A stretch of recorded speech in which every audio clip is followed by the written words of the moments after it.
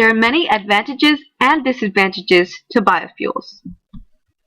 They are a renewable resource, which means they can be used over and over again. They also release less CO2 compared to conventional energy sources. They take 2.3 times less the amount of energy to produce compared to conventional energy sources.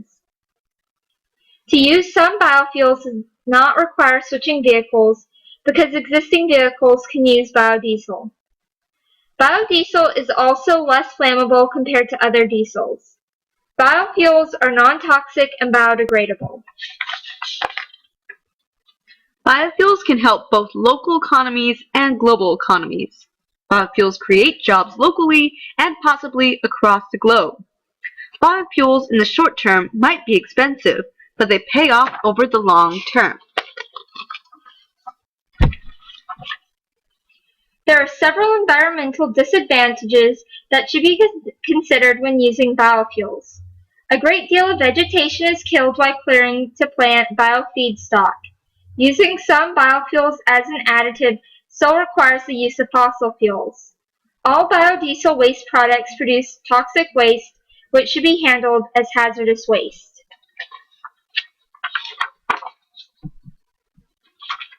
There are economic disadvantages to biofuels that the public needs to be informed about. The technological process of producing biofuels can cost billions of dollars annually. Biofuels also use up prime farmlands and crops that could be used to produce food.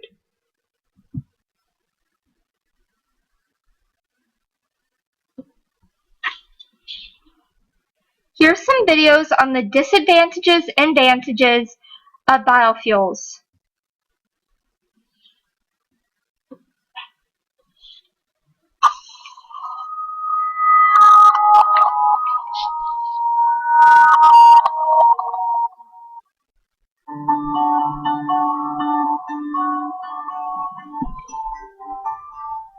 I don't see staying with fossil fuels as an option.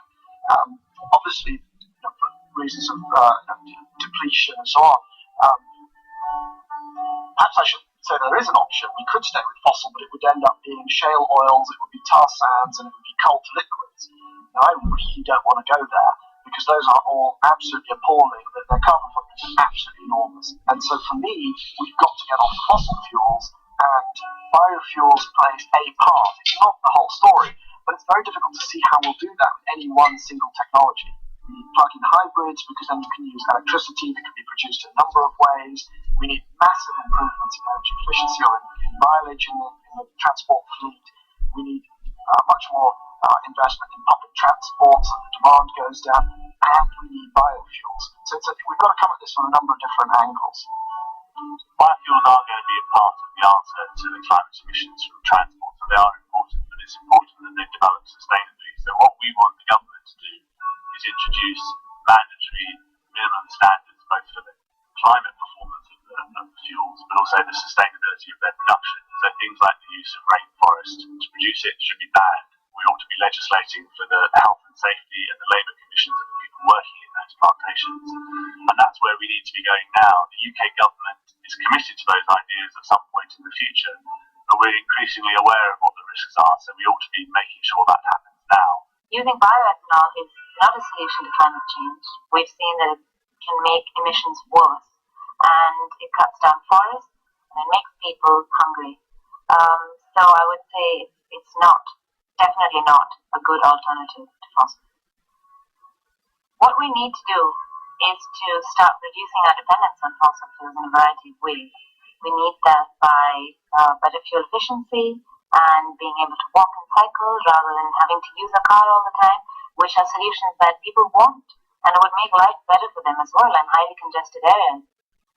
If we took all the biofuel off the world market and stopped the gradual evolution that's going on at the moment, we'd get even more demand on very damaging fossil fuels. And that is disastrous for the global environment.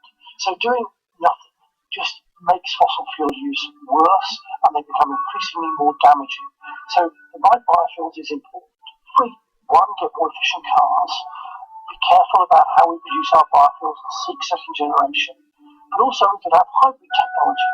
Instead of having hybrid technology that works with fossil fuel, you we have hybrid technology that works with biofuels, and then all of a sudden we get very efficient motoring. So more efficient cars, maybe driving less, more public transport, maybe hybrids, but using then biofuels at a 70% saving on CO2, for example, and we're making big inroads. So it's a combination of lots of different initiatives to try and get from where we are now, depleting rapidly fossil fuels, to a more sustainable transport system.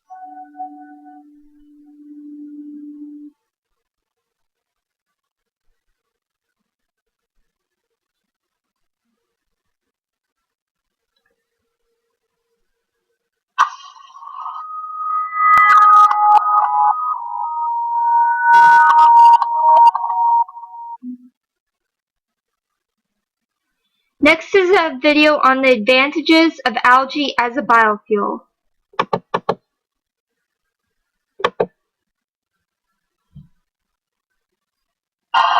You're watching News Channel 5, the first station in South Florida broadcasting local news in high definition.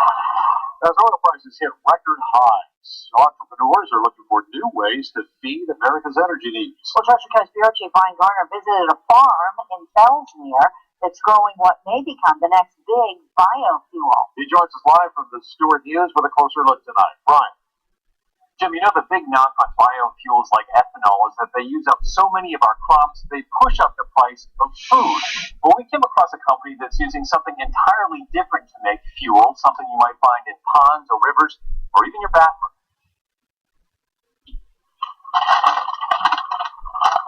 You know, it's kind of a green goo. Fred Tennant says this unlikely mix could hold the answer to America's energy problems. But it's all organic.